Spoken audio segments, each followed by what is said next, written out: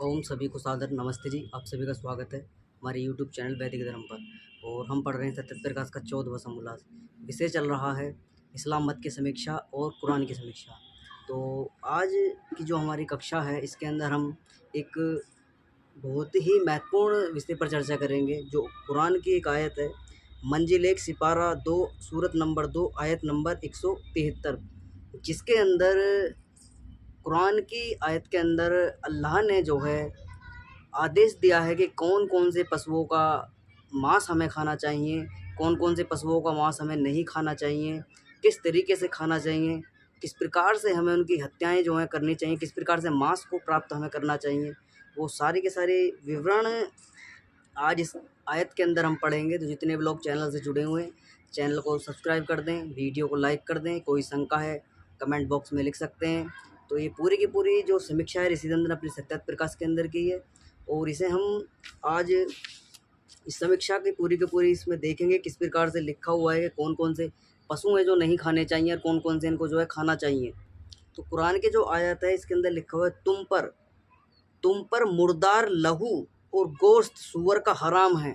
तो इसे कुरान के अंदर लिखा हुआ है तुम पर मुर्दार लहू और गोश्त सूअर का हराम है, और अल्लाह के बिना जिस पर कुछ पुकारा जावे वो भी हराम है। तो इस कुरान का कहने का जो मतलब है इसके अंदर लिखा हुआ है तुम्हें जो है वो पशु नहीं खाने हैं जो स्वयं मर चुके हैं या किसी जानवर के द्वारा मार दिए गए हैं। ऐसे पशु का निषेध किया गया है। वो कोई सा भी पशु हो सकता है जिसको किसी ने भी जीव जंतु ने जिसकी हत्या कर दी हो, या किसी व्यक्ति ने उसे एकदम झटके से उसको मार दिया हो, ऐसा पशु का निषेध किया गया है। उसको धीरे धीरे काटना चाहिए, हलाल जिसे कहा जाता है। और उसकी एक शर्त है कि भी जब भी तुम किसी पशु को उसकी बलि दोगे, उसकी कुर्बानी जब तुम दोगे, तो सबसे पहले तुम्हें बिस्मिल्लाह पढ़ना पड़ेगा। हम पूर्व की कक्षा में भी चर्चा करी थी हमने किस प्रकार से कोई भी कार्य जब मुसलमान करते हैं वो अल्लाह को समर्पित करके उस कार्य को किया जाता है। उसमें बोला जाता है बिस्मिल्लाह रहमान रहीम। ये हम काम अल्लाह को सौंप कर जो है अल्लाह को के नाम पर करते हैं। अगर कोई गलती होगी तो अल्लाह जो है हमें क्षमा कर देगा। और कुर्बानी जो दी जाती है मुसलमानों के अंदर, तो ये सभी के सभी इनका यही है, किसी की हत्या कर दें, किसी पर हमला कर दें, किसी काफिर को मार दें, और तमाम तरह की गतिविधियाँ, आतंकी गतिविधियाँ, कुछ भी हो, जब भी ये कोई भी कार्य करते हैं तो बिस्मिल्लाह पढ़कर ये करते हैं, बिस्मिल्लाह रहमान रहीम। इसको ये इससे ये समझते हैं कि हम जो भी को हम बोलते हैं बिस्मिल्लाह जब हम पढ़ते हैं तो इससे जो है हमारे ऊपर आने वाले पाप हैं, आने वाली जो कोई भी गलत दोष हम पर आने वाले हैं, यानी पाप जो है हम पर नहीं लगेंगे, वो अल्लाह जो है उनको क्षमा कर देगा।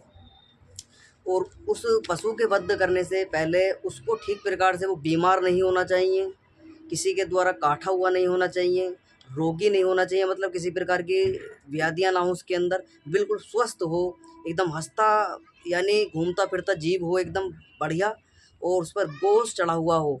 ऐसा पशु हो, गिरा मरा ऐसा ढीला ढाला पशु ना हो, बिल्कुल स्वस्थ पशु हो। और उसको जब मारें तो बिस्मिल्लाह पढ़ा जाना चाहिए। तो उसको कत्ल करने से पहले, उसकी हत्या करने से पहले, तब जब तक उसको अल्लाह स्वीकार नहीं करेगा, जब तक अल्लाह का नाम न लिया जाए, तब तक उसको वो वैध नहीं है, वो पशु की हत्याएँ जो हैं, तब तक वो कुर्बानी वैध नहीं मानी जाएगी। ऐसा अल्लाह कहता है कुरान का कि सबसे पहले बिस्मिल्लाह पढ़ो, मुझे समर्पित करो, तब जाकर तुम उस पशु की जो है हत्या जो है करनी चाहिए। आगे लिखा है लहू, यानी लहू तुम्हें नहीं पीना चाहिए। किसी भी पशु का जो है लहू हराम है। लहू को भी हराम बताया गया है कि भाई किसी भी पशु के अंदर ये झटके से, और हलाल का यही अंतर है कि जो हिंदू लोग होते हैं, हिंदू भी ऐसे हो चुके हैं अपना आप में, मुसलमानों से भी आगे पहुंच चुके हैं मांसाहार करने में, मांस की दुकानें खोले बैठे हैं, अंडे की दुकान खोल कर बैठे हुए हैं, तमाम तरह के रेस्टोरेंटों के अंदर हिंदू जो हैं अपना मांस बेचते हैं, अंडे बेचते हैं, तमाम तरह के जो आक्षेप लगाते हैं कि मुसलमानी लोग मांस खाते हैं। हिंदू आज जो हैं देखा जाए तो मुसलमानों से कम नहीं है मांस खाने में, उससे आगे ही पहुंच रहा है। ऐसा अगर लग और तर्क देते कि हम वेजिटेरियन हैं, हम सोमवार को नहीं खाते, हम मंगल को नहीं खाते, और अंडे तो शाकाहारी हैं, ऐसे हैं, तमाम तरह के उनके द्वारा तर्क दिए जाते हैं हिंदू लोगों के द्वारा। तो इसके अंदर लिखा है कि धीरे-धीरे जो झटका, और हलाल की बता दूँ मैं तुम्हें, झटके यानी जब एक गैल उसको झटके से मार देता है तो खून जो है एकदम रुक जाता है, यानी जो निकलना होता है एकदम झटके से निकल जाता है, और निकलने के बाद में एकदम से कुछ देर बाद वो रुक जाता है, खून पूरा नहीं निकल पाता। यानी जानवर की जब हत्या की जाती है किसी भी जीव की, तो वो खून जो है एकदम नहीं एकदम जो है निकल नहीं पाता। जब वो मुसलमान जो है उसे धीरे-धीरे काटते हैं, आराम-आराम से काटते हैं बिस्मिल्लाह बिस्मिल्लाह पढ़कर, तो वो धीरे-धीरे जो सारा लहू उसके जीव के अंदर होता है, यानी जंतु जो भी पशु पक्षी जो भी जिसकी भी हत्या मुसलमानों के द्वारा की जाती है अपने स्वार्थ को, अपने जीव को चट्ट करने के लिए, मूर्खों के लिए, उनको मूर्ख ही कहना चाहिए। जो भी जीव जंतुओं को, पशु पक्षियों का मांस खाते हैं, उन पर निर्मम हत्या उनकी की जाती है, चाहे वो हिंदू हो चाहे मुसलमान हो, कोई भी हो। इस संपूर्ण मनुष्य को वर्जित किया गया है कि किसी भी मनुष्य को मांस खाना जो है अलाउ नहीं है, किसी भी जीव जंतुओं के मांस खाना अलाउ नहीं है। स्पष्ट वेद इसका खंडन करता है। वेद ने स्पष्ट इसका जो है मना किया है कि वेदों के अंदर ना तो मांसाहार है, ना वेद जो है स्पष्ट इसकी के बढ़ावा देते हैं कि वेद जो है मांस खाना चाहिए। सभी व्यक्तियों को, सभी मनुष्यों के लिए शाकाहार भोजन परमपिता परमात्मा ने बनाया है, उसी शाकाहार को हमें खाना चाहिए। मांस जो है बिगर हिंसा के प्राप्त नहीं होता है। कुछ लोग ये कहते हैं कि हिंसा नहीं है, अगर ये इन्हें हम नहीं खाएंगे बढ़ जाएंगे, तमाम तरह की तादाद इनकी बढ़ जाएगी। तो वर्तमान में देखा जाए तो किसी भी प्रकृति का यह नियम है, प्रकृति जो है किसी को बढ़ने नहीं देती, किसी को भी घटने नहीं देती है, मेंटेन करके चलती है प्रकृति। अब अंडे का, मुर्गे के फार्म, पोल्ट्री फार्म खुले हुए हैं, मुर्गा फार्म खुले हुए हैं, और अंडे फार्म जिनके अंदर उनकी एक डोज जो नहीं हीटिंग की डोज दी जाती है, केमिकल उनको ऐसी डोज, ऐसी मेडिसिन दी जाती हैं जो तुरंत हीट देकर जो है लगभग एक हीटों के इंजेक्शन दिए जाते हैं, और तमाम तरह की फार्मिंग जो है हो रही हैं, और कहते हैं कि इनकी तादाद बढ़ जाएगी। प्रकृति अपने तरीके से मेंटेन करती है। अब देखा जाए जीव जंतु कितने जो है आज से लगभग 100-200 साल पीछे जाया जाए तो कितने जीव जंतु प्रकृति के अंदर हुआ करते थे, लेकिन आज विलुप्ति के कगार में है। लोगों ने उनका शिकार कर लिया है, लोगों ने उनकी हत्याएं कर दी हैं। तमाम जो जानवर हुआ करते थे आज देखने को मिलते, बहुत सारी चिड़ियाएँ लुप्त हो चुके हैं, बहुत सारे पशु पक्षियाँ लुप्त हो चुके हैं। वो कारण क्या है कि पशुओं का, पक्षियों का निरंतर शिकार हुआ, लोगों के द्वारा स्वार्थ जीव को चट करने के कारण उनको हजम कर दिया गया, उनको मार कर खा लिया गया। अब देखा जाए तो वर्तमान में सबसे ज़्यादा ताकत किसकी, तो मनुष्य की। मनुष्य को खाना चाहिए मांस, सबसे ज़्यादा मनुष्य का मांस खाना चाहिए। और लोग कहते हैं कि प्रोटीन मिलता है हमें मांस से, हमें जो है बकरे से प्रोटीन मिलता है, जो है अंडे से प्रोटीन मिलता है, मुर्गे से प्रोटीन मिलता है। अब इनसे ये पूछना चाहिए वो प्रोटीन कहाँ से लाते हैं, वो सारे के सारे जीव जंतु कहाँ से प्रोटीन लाते हैं। बकरा कहाँ से प्रोटीन लाता है? बकरा घास खाता है, हरी पत्तियाँ खाता है, साग पात खाता है, वहीं से उसके अंदर प्रोटीन बनती है।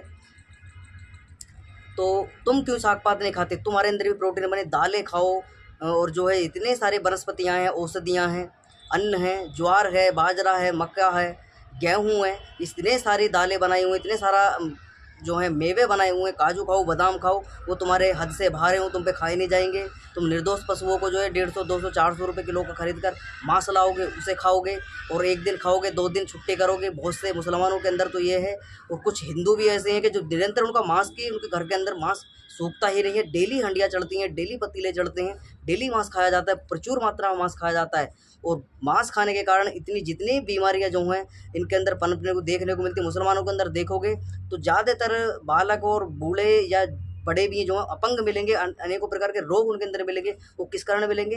जो जीव जंतुओं का मांस उनके द्वारा खाया जाता है, उनके अंदर पता ना जीव जंतुओं के अंदर कौन कौन सी बीमारियां होती हैं जो उनका पता नहीं लग पाता, ना परीक्षण कर पाते। क्योंकि डॉक्टर आदमी तो बता सकता है कि मेरे यहाँ पर दर्द है, मेरी किडनी में दर्द है, मेरे जो है फेफड़े में दर्द है, मेरे हृदय में दर्द है, मेरी टांग में, मेरी आँख में, मेरे सिर में दर्द है। लेकिन जीव जो है किसी को नहीं बता पाता है, वो चुपचाप अपने दर्द को सहता रहता है जब तक सहता है। जब ऐसे नहीं हो जाता तो कर्राता है, और कर्राने के बाद कुछ दिन बाद जो अपने प्राण त्याग देता है। ठीक भी हो जाते हैं, कुछ प्राण भी त्याग देते हैं। ठीक समय पर उपचार, जो पालतू पशु हैं उनका लोग जो है देखभाल करके उनको उपचार करवा लेते हैं। लेकिन जो जिनका मांस पर ही निर्भर है, उनको तो वो सोचते हैं कि मैं मर जाएगा तब भी मांस हमें प्राप्त करना है, इससे जिंदे का भी प्राप्त करना है, कोई बात नहीं, मरने दो इसे। तो वो अपना जीव जो है दर्द किसी को नहीं बता पाते, उनका दुख दर्द को कोई समझ नहीं पाता है। मनुष्य जो है इतना स्वार्थी है कि अपने जीव को चट करने के लिए जो जीव जंतु पशु पक्षियों की निर्मम हत्या जो है की जाती है। इसी में ऐसा ही लिखा है।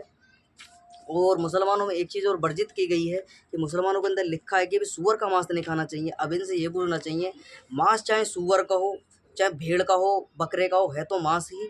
अब ये तर्क दिए जाते हैं कि मुसलमानों के द्वारा जी वो तो हराम है, वो बिष्टा खाता है, गंदगी खाता है, इसलिए उसको हराम किया गया है।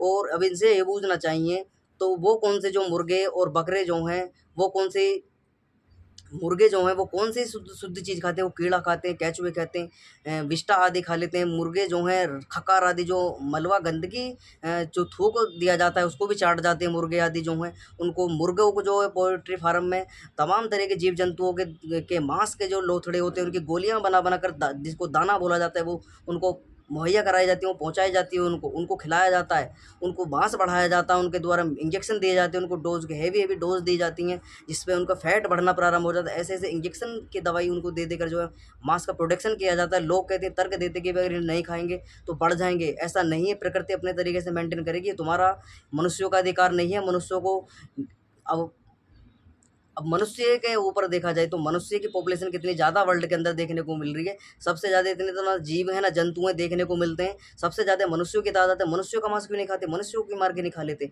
अपना तो तुम्हें कष्ट दिखाई देता है। जीव को जो है यानी मनुष्य को अपना दुःख, अपना दर्द, अपनी पीड़ा ही दिखाई देती है। लेकिन निर्जीव जो निर्दोष है, बेजुबान है, उसको दर्द नहीं दिखाई देता, उसकी चीखें नहीं सुनाई देती, उनको निर्मम हत्या की जाती है। ऐसे मूर्ख, इन्हें पागल ही कहा जाना चाहिए। ये कलंक हैं। ऐसे-ऐसे व्यक्तियों के लिए परमपिता परमात्मा ने अलग योनियों का निर्माण किया है। जैसी-जैसी योनियों का भक्षण मनुष्य के द्वारा किया जाता है, वैसी-वैसी योनियों में भटकना पड़ता है, वैसी-वैसी योनियों में जन्म लेना पड़ता है। वेद की स्पष्ट आज्ञा, ईश्वर का स्पष्ट कहना है कि जैसे-जैसे भोजन का जैसे-जैसे भक्षण मनुष्य के द्वारा भोजन के रूप में किया जाता है, वैसे-वैसे योनियों को प्राप्त होना पड़ता है। बुरे कर्म का बुरा नतीजा मिलता है, बुरा फल मिलता है, बुरे योनियों में जाना पड़ता है, भोग योनियों में जाना पड़ता है। ये जितने भी आज तुम जीव जंतु, मुर्गे, गधे, घोड़े, कुत्ते आदि देखते हो, जिन्हें तुम खाते हो, मारते हो, उन पर अत्याचार करते हो, ये कभी मनुष्य थे। इनको भी समझाया गया था लेकिन ये नहीं सुधरे। इन्होंने उन्हीं मनुष्य उन जीव जंतुओं पर अत्याचार किया। आज खुद जीव जंतु बनकर जो है अपने शरीर से भुगतना पड़ रहा है, कष्टों को झेलना पड़ रहा है, जो है तमाम तरह के दुःख झेलने पड़ रहे हैं। तो ईश्वर स्पष्ट कहता है कि मैंने तुम्हारे लिए साग-पात बनाया है, जिसमें बिगर किसी को हत्या किए हुए उससे हमें भोजन जो है प्राप्त हो सकता है, लेकिन मांस जो है बिगर हत्या किए हुए, बिगर दर्द दिए हुए किसी से प्राप्त नहीं होता है। स्पष्ट संकेत है ईश्वर का कि मांस बिगर जो है बिगर दर्द, बिगर पीड़ा के प्राप्त नहीं होता है। हमें दुःख देना पड़ता है दूसरे जीव को, तब जाकर हमें उसके शरीर से मांस प्राप्त होता है। अब तुम्हें अपना मांस बढ़ाना है तो दाल खाइए, फल खाइए, औषधियाँ खाइए, सब्जियाँ खाइए, वनस्पतियाँ खाइए, तमाम तरह की परमपिता परमात्मा ने सुविधा प्रकृति के अंदर की है। लेकिन तुम जीव के स्वार्थी हो और जीव के टेस्ट के कारण जो है निर्देश जो निर्दोष जीव जंतु उन पर जो है अत्याचार किया जाता है, उन पर तमाम तरह के जो हैं दुराचार किए जाते हैं, उनकी हत्याएँ की जाती हैं। आगे अब ऋषिदंत समीक्षा करते हैं। अब ऋषिदंत की समीक्षा सुन लीजिए। ऋषिदंत क्या कहते हैं?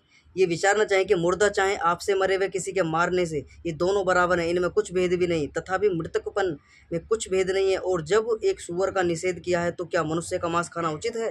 क्या यह बात अच्छी हो सकती है कि परमेश्वर के नाम पर शत्रु आदि को अत्यंत दुःख देकर प्राण हत्या करनी, इससे ईश्वर का नाम कलंकित हो जाता है। हाँ, ईश्वर ने बिना पूर्व जन्म के अपराध के मुसलमानों के हाथ में दारुण और दुःख क्यों दिलाया? क्या उन पर दयालु नहीं, उनको पुत्रवत नहीं मानता? जिस वस्तु से अधिक उपकार होवे, उन गाय आदि के मारने का निषेध ना करना, जानों हत्या कर कर उनका खुदा जगत का हानिकारक है, हिंसा पूरक पाप से कलंकित भी हो जाता है। ऐसी बातें खुदा और खुदा के पुस्तक की भी नहीं हो सकती हैं। ऋषिदंत स्पष्ट कहते हैं गाय आदि को मार दिया जाता है। इतनी गाय का इतना महत्वपूर्ण हमारे जीवन के अंदर योगदान है कि गाय जो है एक माता का रोल हमारे जीवन के अंदर निर्वाह करती है। कैसे करती है? अगर कोई बच्चा है, उसकी माँ का दूध नहीं आ रहा है, माँ दूध अपने बच्चे का पालन नहीं कर सकती, तो गऊ का दूध जो है माता के दूध के समान ही है।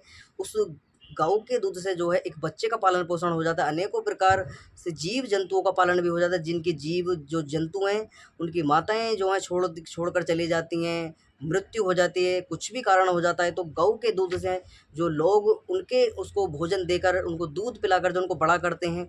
लेकिन कसाई लोग जो हैं, मुसलमान लोगों के द्वारा उस गऊ को जो है एक इतना इतना अच्छा पवित्र पशु को उसको काट लिया जाता है, उसको मार के खाया जाता है।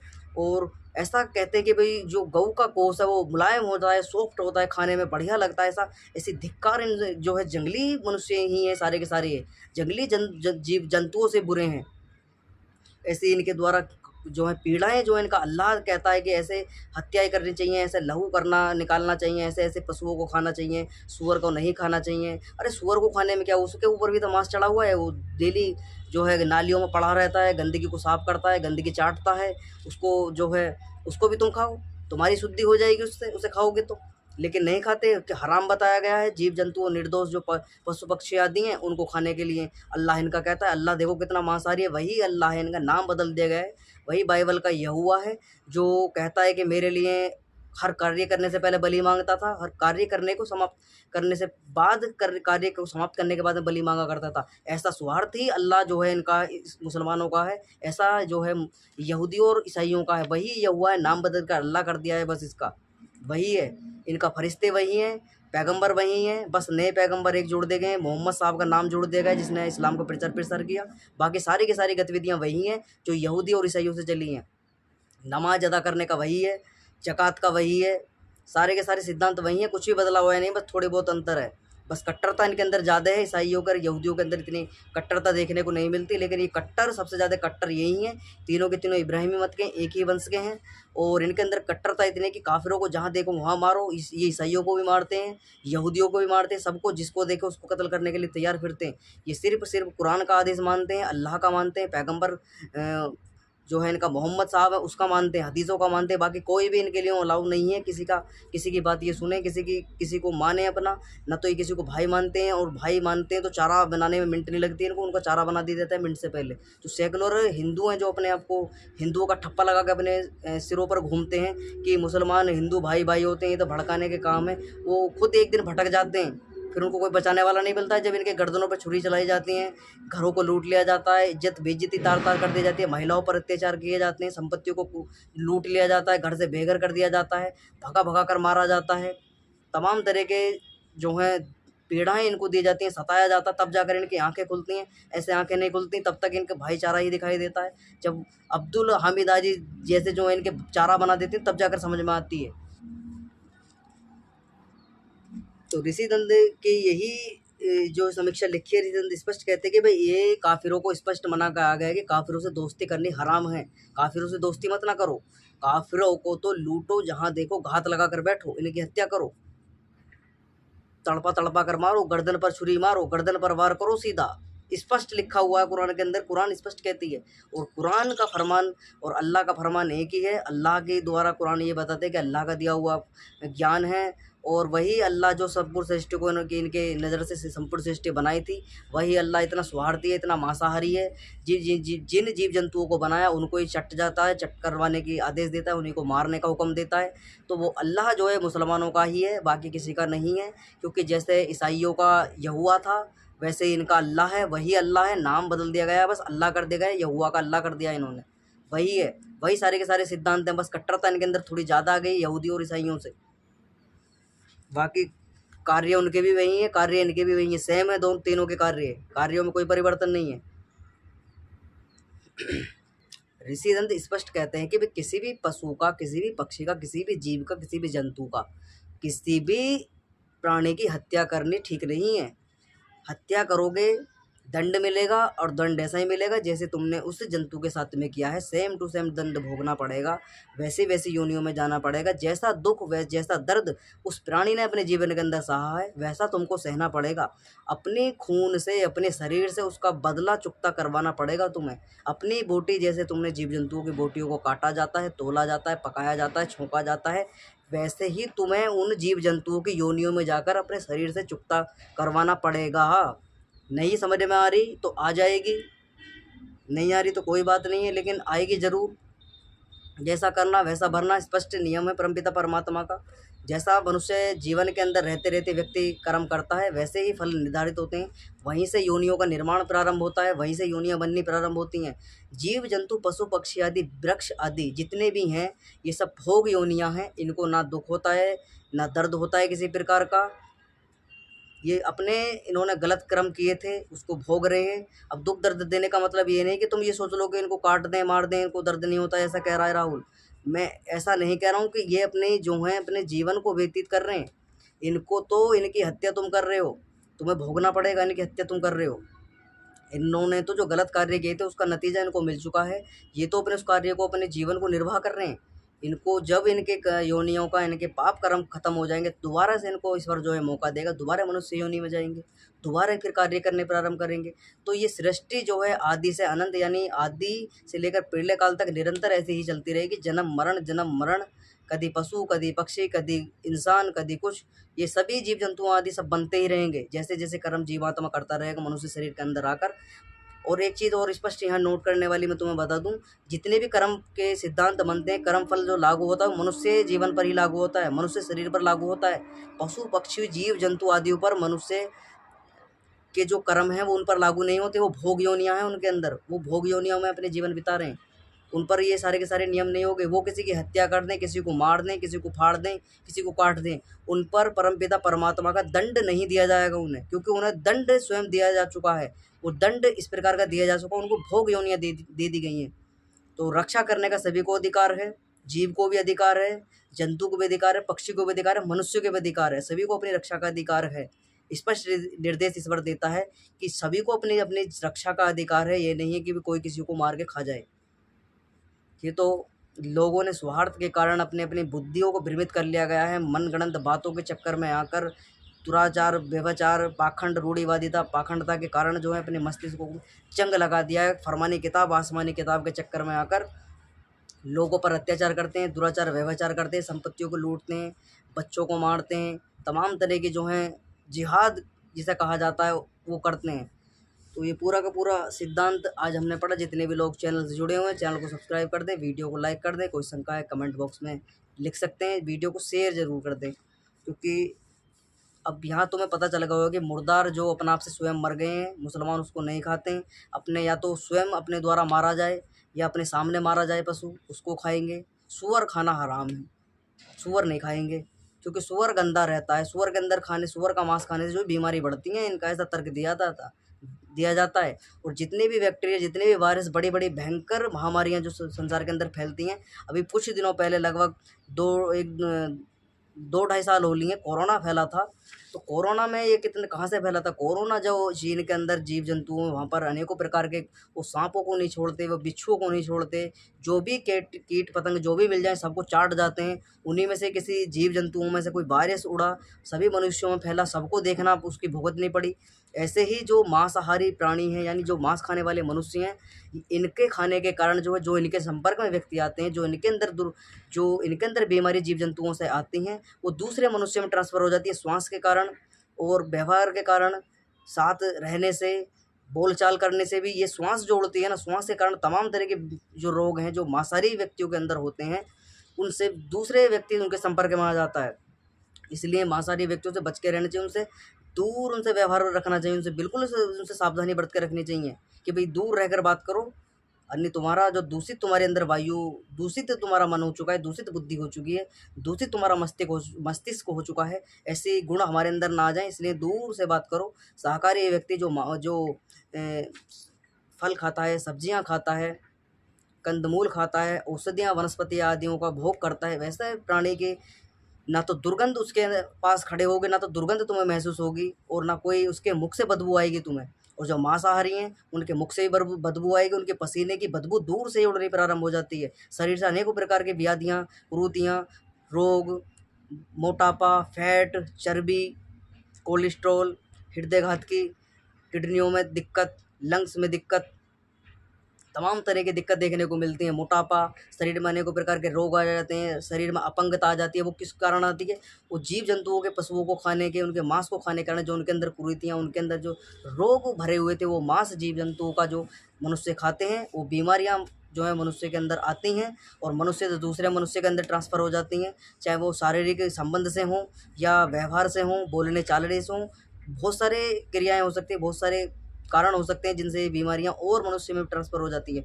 इसलिए सावधानी रखनी चाहिए। जो खाने के लिए साग-पात, फल, कंद-मूल आदि परमपिता परमात्मा ने बनाए हैं, वही हमको खाने चाहिए, वही हमारे भोजन है। ऐसा नहीं है कि हम मांस भी चाट जाएँ और जो है दूध भी चाट जाएँ, दही भी चाट जाएँ। सर्वाहारी नहीं बनना है हमें, शाकाहारी बनना है। हमें फल कंदमूल आदि ही खाने, यही हमारा भोजन है। मनुष्य का भोजन यही है, चाहे मुसलमान हो, चाहे हिंदू हो, चाहे ईसाई हो, चाहे यहूदी हो। उनकी तो बुद्धि फरमानी किताब के अनुसार चलती है, वो उसको ही मानेंगे। लेकिन हिंदू जो हैं अपने वेदों को मानने वाले हैं, वेदों के अनुसार चलिए। हमारे परमपिता परमात्मा ईश्वर ने कहा है शाकाहार को अपनाइए, शाकाहार भोजन तुम्हारे लिए बनाया है मैंने, उसको खाइए, उसी से अपने जीवन का निर्वाह करिए और लोगों को प्रेरित करिए कि शाकाहार को अपनाइए। बिगर जो है निर्दोष जीव जंतुओं की हत्या नहीं करनी चाहिए। तो ये पूरा का पूरा विवरण पढ़ा। आज की कक्षा को हम यहीं विराम करेंगे। जितने लोग चैनल से जुड़े हैं, चैनल को सब्सक्राइब अवश्य कर लें, वीडियो को लाइक कर दें, ज़्यादा से ज़्यादा लोग तक चैनल को पहुँचाएँ। आज की कक्षा को विराम करेंगे। सभी को सादर नमस्ते जी।